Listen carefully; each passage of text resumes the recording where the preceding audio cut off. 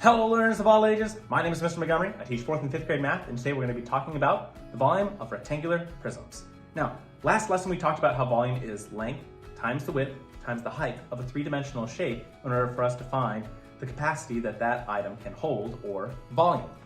So, we're going to be doing the same thing when we're trying to find the volume of rectangular prisms. We're going to be taking the length times the width times the height. So, 5 times 3 is 15. And 15 times 2 is 30. So this whole rectangular prism has a volume of 30 centimeters cubed. So right here, I have one of the cubes that have been in our base 10 block for most of the year. A lot of students get a hold of this and they wonder how many squares or cubes can fit in the middle. Now, as you can hear, it's very hollow. But if this was a solid piece of plastic, how many cubes could fit, or what's the volume of this? Well, if we look very closely, since it's base 10, it is a 10 by 10, and then length or width-wise, it's by 10.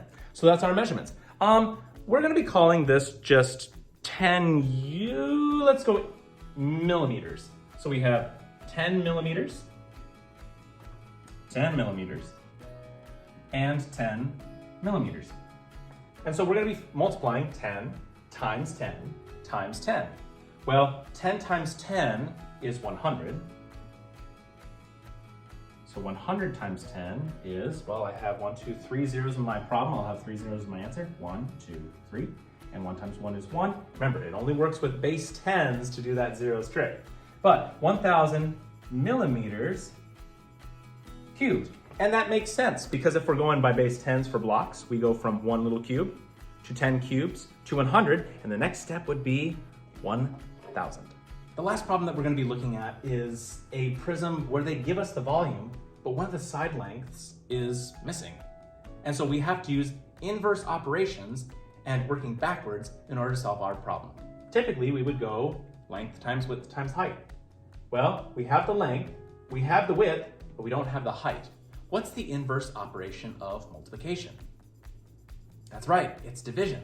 And so we're going to have to first multiply these two sides together, so the length and the width, and then we're going to have to divide our whole volume, or our whole volume divided by the multiplication of the two side lengths. I'll show you what I mean. So if I take 18 times 5, 5 times 8 is 40, and 5 times 1 is 5, plus 4 is 9. So far we have 90 feet. Well, I'm gonna have to take 810 divided by 90. And before I even start, I notice that I can simplify this because they both end in 0.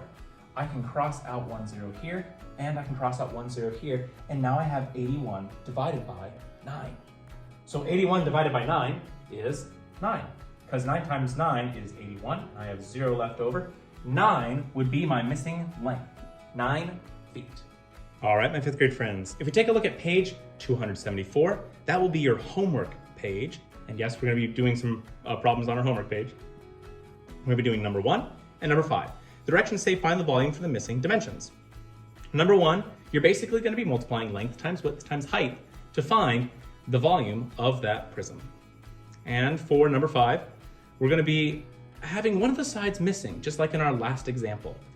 We're gonna be multiplying the length times the width, and then dividing the volume by the multiplication of those two sides to figure out what the third missing side is.